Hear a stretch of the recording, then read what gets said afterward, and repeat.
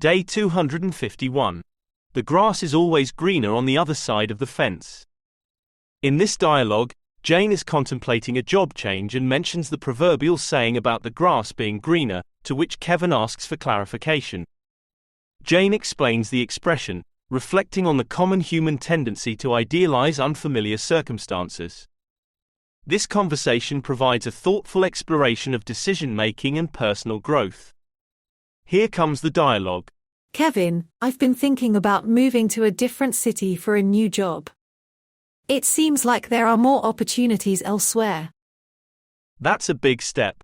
Do you really think it'll be better on the other side? Well, you know what they say, the grass is always greener on the other side of the fence. The grass is always greener on the other side of the fence. What does that mean? It means people often think other places or situations are better than their own, even if it's not necessarily true. That's an interesting way to put it.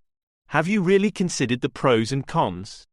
I have, but it's still tempting to think there might be better options out there. Just make sure it's not just about the allure of something new. Sometimes, the best opportunities are where we least expect them. You're right. I need to evaluate everything carefully before making a decision. Whatever you decide, make sure it's for the right reasons. Don't jump over the fence only to find out it's not what you expected. Thanks, Kevin. I appreciate your advice. It's good to have a different perspective on this. Day 252. Over my dead body. In this dialogue, Jane vehemently opposes the idea of her teenage son going on a long road trip, using the phrase, "over my dead body," to express her strong disapproval. Mike asks for clarification on the expression, and Jane explains it as a firm refusal. This conversation illustrates parental concern and negotiation in family decision-making. Here comes the dialogue. Jane, I heard from Tom that he wants to go on a road trip with his friends next month. Across the country. Over my dead body. He's only 16, and that's too risky. Over your dead body? What does that mean? It means I absolutely will not allow it to happen. It's a way of saying something will only happen if I'm no longer around to prevent it. Got it. I understand your concerns. Maybe we should discuss this with Tom together. Definitely. He needs to understand the risks involved with such a trip at his age. Right. Maybe we can suggest an alternative that feels more secure to us. I think a supervised trip closer to home could be a compromise. We should offer that. Agreed. Let's sit down with him tonight and talk about our conditions and his options. Yes, and let's make sure he understands it's about his safety, not about us being overprotective. Absolutely. He needs to know we're making these decisions out of concern for him. Day 253. It doesn't really matter. In this dialogue, Jane and Kevin are deciding on a movie to watch together. Kevin uses the expression, "it doesn't really matter," to indicate his lack of strong preference, prompting Jane to ask for clarification. Kevin explains that he's fine with whatever choice Jane makes, illustrating how the phrase can be used to express flexibility or indifference in decision-making. Here comes the dialogue. Kevin, what type of movie do you feel like watching tonight? Comedy or thriller? Honestly, Jane, it doesn't really matter to me. You choose. It doesn't really matter. What does that mean? It means I don't have a strong preference one way or the other. Any type is fine with me.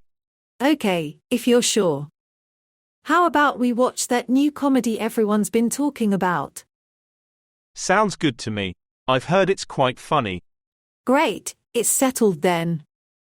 Do you want to make some popcorn or should I? I'll make it. You get the drinks? Perfect. Let's make it a fun movie night. Agreed. It's always good to relax and laugh a bit. Definitely, especially after the week we've had. Day 254. 7 people make up the committee. In this dialogue, Mike informs Julie about the formation of a new committee at their workplace. Julie inquires about the phrase, "make up," when Mike mentions that 7 people make up the committee, and Mike explains that it refers to the composition of the group. This exchange clarifies how individuals can collectively form a committee and the roles they play in organizational tasks. Here comes the dialogue. Julie, have you heard about the new sustainability project the company is launching? Yes, I heard a bit about it. Who's involved in that? 7 people make up the committee. They're from various departments. Make up. What does that mean in this context? It means that these 7 people are the members who form the committee. They're the group responsible for managing the project. Got it, thanks for clarifying.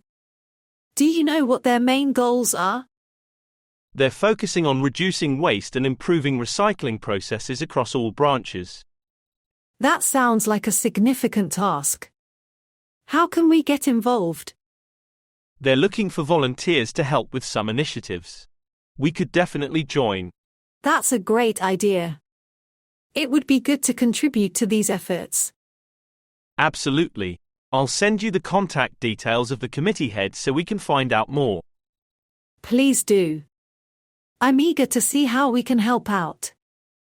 Day 255. It's a toss-up. In this dialogue, Jane and Kevin are deciding where to have lunch. Kevin uses the expression, "it's a toss-up," when presented with 2 choices, leading Jane to ask for clarification.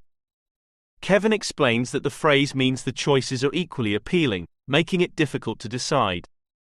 This conversation shows how idiomatic expressions can effectively communicate indecision in a casual context. Here comes the dialogue.